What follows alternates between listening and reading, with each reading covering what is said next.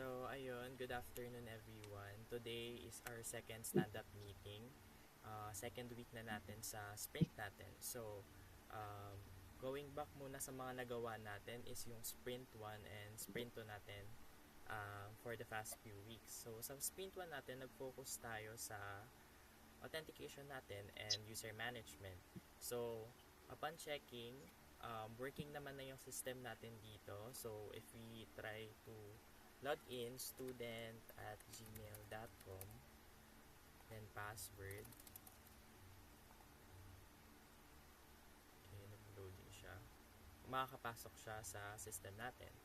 So, try natin sa ibang roles. Try natin sa alumni. gmail.com, password, then sign in.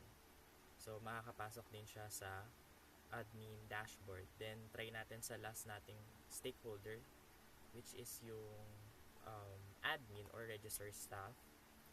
Admin at gmail.com. Then,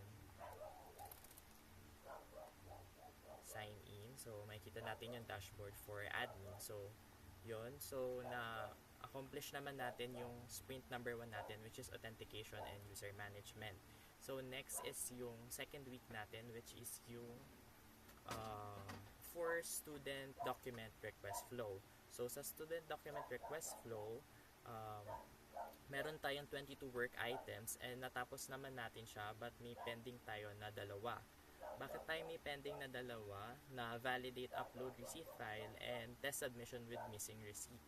Kasi sa consultation natin with Sir Mel and the cashier, hindi, sabi nila ay magkahiwalay sila na system. So, magpapakonsult tayo kay Ma'am Almi next week about dito kung tatanggalin na ba talaga natin yung cashier system sa atin or may other way pa para maka-connect tayo. So, nagkaroon tayo ng meeting last Sunday with cashier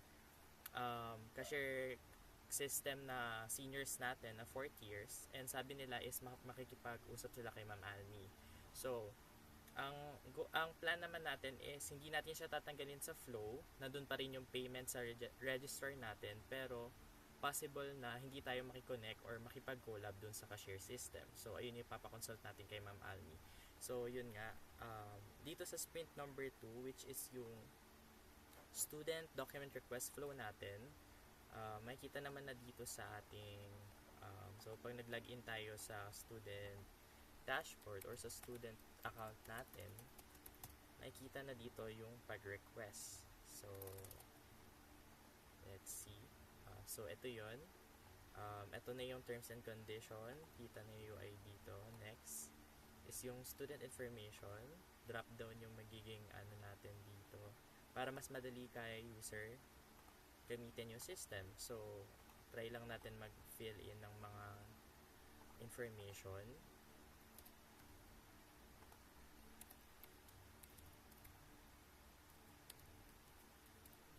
Yan. So, next. Yan, document request. Pwedeng multiple. So, try natin mag-multiple request. Yan. Okay. Pag certificate, may ganito tayo. Purpose is for scholarship. Yan. So, yan, makita natin yung list dito sa payment details of official receipt number. So, naging update natin dito. Before, meron tayong pag-upload ng image. Ngayon, wala na tayong upload image kasi based dun sa consultation with Sir Mel, kailangan natanggalin yon kasi physically binibigay naman yung receipt.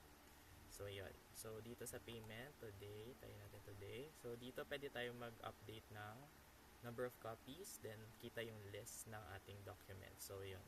Pag nasubmit natin, magdadiretso sa dashboard. So, yung dashboard natin is ganito yung itsura. May categories tayo, ongoing, to claim, and history. So, yun yung i-work natin this, ito yung natapos natin this week. So, next week, yung backlogs natin, hindi naman siya masyadong makaka-apekto sa system natin kasi need lang natin ng approval kay Sir Mel and kay Ma'am Almi if i-continue yung cashier system. So, proceed tayo sa sprint number 3 or week 3 natin from Feb 25, which is today, until March 4. So, na-start ko na yung sprint. Makikita nyo na siya sa Jira natin. So, dito, iisa-isahin ko lang naman. Ang ating story is, ang ating epic for this week is yung register staff dashboard. So, yung story nun is, as a register staff, I want to view incoming request. So, dito, papasok na natin yung sa alumni, or sa registrar. So, sa registrar, magde-design tayo na admin dashboard na naka-assign sa akin as UI. Create admin dashboard, ko-code ni Shara as front-end developer.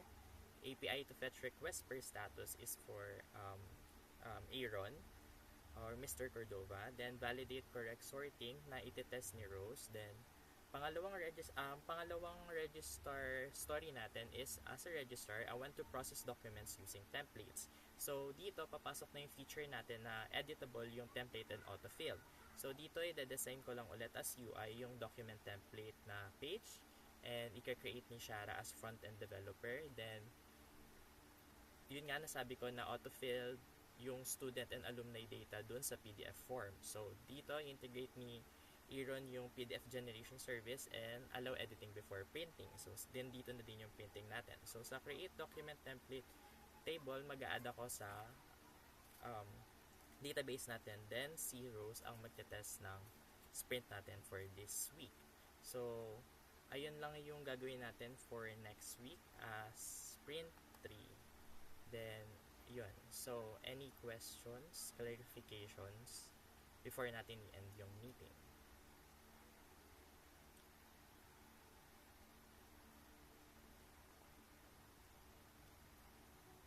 Okay. So, wala naman ng questions. So, ayun lang yung stand-up meeting natin for today. And, wait na lang tayo sa updates sa ating Jira, which is yung project management software natin. So, ayun. Thank you, guys. Bye. Thank you so much. Bye.